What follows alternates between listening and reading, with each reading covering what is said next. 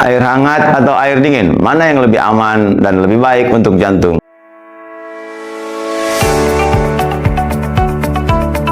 Assalamualaikum, bertemu saya dengan Dr. Kornadi. Hari ini semoga sehat selalu. Teman-teman semua, pada kesempatan kali ini kita bahas topik yang kelihatannya sangat sederhana, tapi ternyata penting banget, terutama buat teman-teman yang sudah berpengalaman dan punya hubungan dengan penyakit jantung. Air hangat atau air dingin? Mana yang lebih baik dan lebih aman untuk pasien jantung? Coba bayangin teman-teman, pagi-pagi udara masih dingin, langsung kita mandi, air dingin, nyes, langsung ke badan, bikin segar. Ya, tapi buat jantung, kamu yang punya riwayat hipertensi, gagal jantung, atau penyakit jantung koroner, bisa jadi itu malah sangat berbahaya. Pertanyaannya, mengapa suhu air bisa berpengaruh ke jantung?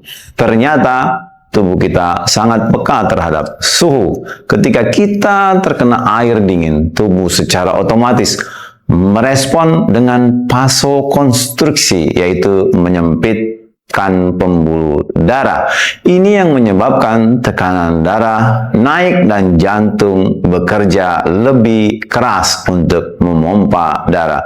Dalam istilah medis, respon ini bagian dari cold shock response, dan pada orang dengan jantung sehat mungkin bisa ditoleransi, tetapi pada pasien jantung ini bisa memicu terjadinya serangan jantung, aritmia, atau bahkan terjadi henti jantung yang mendadak. Menurut studi dari American Heart Association pada tahun 2017, paparan suhu dingin ekstrim, termasuk mandi air dingin mendadak, dapat meningkatkan resiko serangan jantung, terutama pada lansia dan penderita penyakit kardiovaskuler.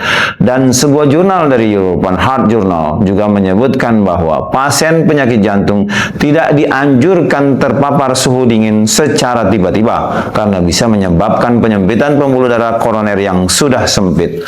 Lalu, bagaimana dengan air hangat? Nah, sebaliknya air hangat memberikan efek vasodilatasi, membuat pembuluh darah melebar dan tekanan darah menurun dan aliran menjadi lebih lancar.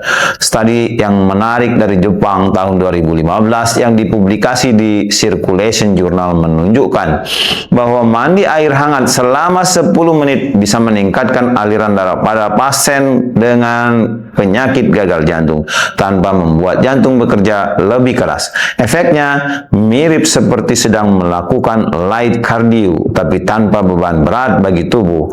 Jadi bukan cuma menyenangkan, tapi juga menenangkan. Bahkan bisa membantu meningkatkan kualitas tidur.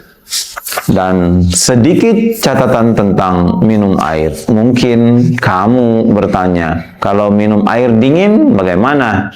Secara umum, minum air dingin dalam jumlah kecil tidak langsung membahayakan, tapi bisa memicu nyeri dada atau bahkan palpitasi, denyut jantung yang berdebar lebih cepat pada sebagian orang dengan sensitivitas jantung yang lebih tinggi. Kalau kamu baru selesai olahraga atau sedang stres, minum air dingin bisa memicu refleks tertentu seperti vagal overreaction. Jadi lebih aman minum air hangat atau suhu ruangan, terutama kalau kamu punya riwayat dengan gangguan irama jantung. Dengan kesimpulan yang lebih praktis, apa yang harus dilakukan?